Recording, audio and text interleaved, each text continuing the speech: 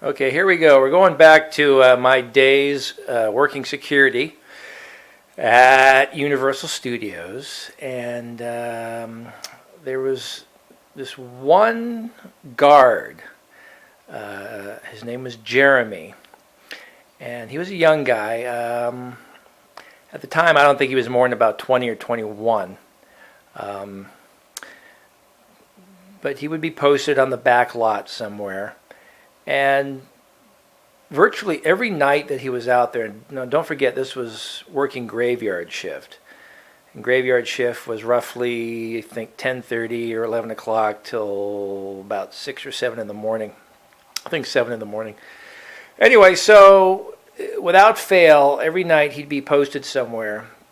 Wherever he was, he would call into base and say he saw something, he heard something, and we need to come out and investigate it, but he's sure that he heard something or saw something. So I was usually on patrol, and I was either in a golf cart or a vehicle, a car, and I'd get the call, and I'd go up wherever he was, and I'd meet with him, and he'd say, I heard something. There's something right over there. I heard it. It sounded like footsteps, or it sounded like someone talking, or whatever it was. He heard it, or he saw it. He was sure of it. Now I told him there was a lot of wildlife on that back lot. I mean, there was deers, there was skunks, there was raccoons, there was snakes, there were coyotes. I think we had a moose. No, we didn't have any moose. Mooses? Meese? Whatever. Anyway, so this went on for several nights. Once or twice a night, he'd call and say he heard something. I'd go and investigate it, or someone would go and investigate it. And of course, there'd be nothing there. It would be just an animal, or maybe it was, it could have been a worker working somewhere nearby. Very logical explanation. But he was always sure it was a trespasser or someone doing something that they shouldn't be doing. So anyway, this one night he calls me, and I go up there, and he's on New York Street, and he's sure he heard something inside one of the facade buildings. I heard it. There was someone in there. I know there was. I know it.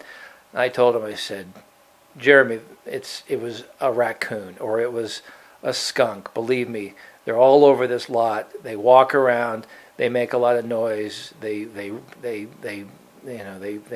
move things around. You'll hear it all night long. No, I know. I heard footsteps. I heard someone in there. So I knew there was nothing. And anyway, so I would park my vehicle. I think this particular night I had a golf cart, and I said, okay, let's go check it out.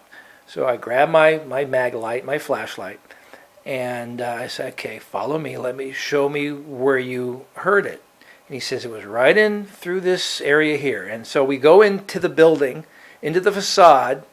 And as I mentioned in a previous one of these previous stories, the interiors were generally like a big giant storage area, like a garage or something. It was just a lot of wood, big wide open spaces, and just a lot of junk in there. A lot of flats, doorways, things that they could roll out and put on the street, lights perhaps or cables. But it was like a big garage, a big storage area.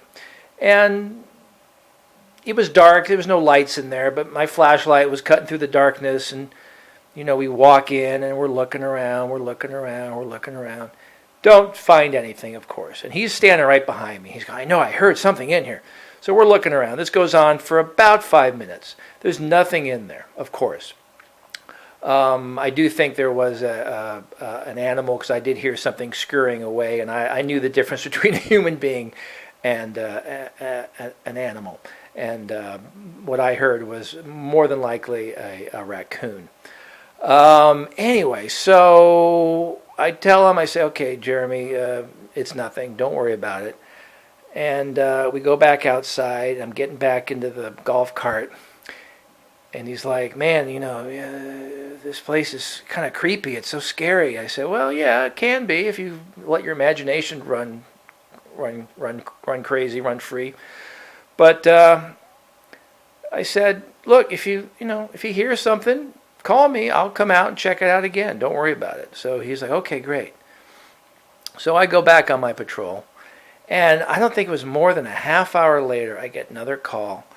And he calls in saying he's heard something and he's sure this time. I couldn't believe it. I mean, I expected maybe something the following night, but a half hour later. So anyway, so I go back out. I go back to my security base, and I go to my supervisor, young guy. He was actually younger than I was. And I told him, I said, hey, Johnny, his name is Johnny. I said, let's have some fun with this Jeremy character. Let's have some fun. So we set it up where Johnny was going to go back into that facade by going through the rear area of it, which was out near the courthouse square, which is where they filmed, of course, the clock tower scenes from Back to the Future. The famous facade with the clock on the top of it. So he goes over in that direction, goes in. I tell him, go into the facade, hide somewhere in the dark. And I'm going to go meet with Jeremy. And when he and I come into the facade, give us a minute or so, and then I want you to jump out, just start screaming or something, So anyway, he thought that was a fun idea. So that's what we did. So he went in and hid, and then I gave him a minute or two to get situated in there, and then I went out and met with Jeremy, and he says, "Man, I heard something. There was something in there, something moving around. I don't think it was an animal." I said, "All right, let's check it out." So again, I get my flashlight out. I say, "Okay, stay close to me." And we go into the facade, and it's dark, and it's creepy, and it's a lot of stuff in there. And we're walking around. I got the flashlight, flashlight beam cutting through the dark, and it's going over in the corners, and it's going all over the place and all around and everything. And then all of a sudden, bam! Johnny comes leaping out and just screaming like a banshee. And Jeremy, let me tell you, you've never seen a human being jump so high. I'm serious. I think he moved about 150 feet in about 1.3 seconds. I'm serious. I looked back and he was just gone. So Johnny and I were just laughing, and we went out on the street and we fessed up and we told poor Jeremy what happened and what we did, and we apologized, and he put his hand out, he shook my hand, he said, "Oh man, you got me good." And I said, "Yeah, we sure did." And anyway, it was all fine, and we all had a good laugh, and that was the end of that. And Jeremy quit the very next day. True story.